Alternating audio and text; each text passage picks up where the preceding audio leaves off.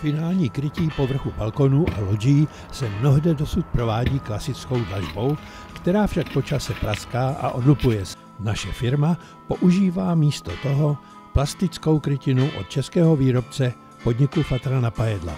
Vyrábí se v tloušťkách od 1 do 2,5 mm a šířce 1 metru. Vrchní strana folie je opatřena speciálním protiskluzovým dezénem a je odolná proti mrazu a UV záření. Po vybourání staré dlažby následuje položení podkladového betonu. Zvláštní důraz klademe na pečlivou nivelaci a dodržení dostatečného spádu.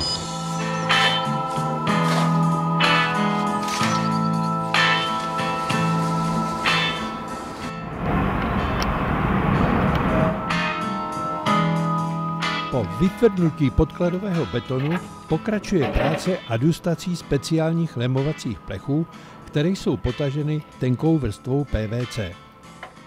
Největší makačka jsou rohy a odtokový element.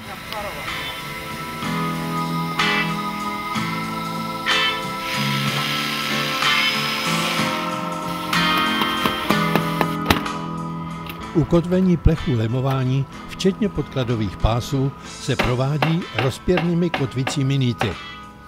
Pak následuje pečlivé přivaření okrajů folie k plechům, což se děje horkým vzduchem.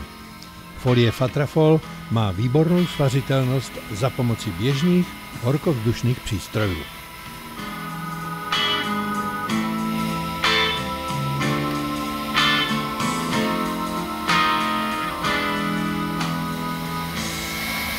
Tam je vždycky důležitý ohřát ten plech, ta folie se ohřeje líp, ten plech je na tom hůř. Neprší, není teplo, není zima, ideální na práci.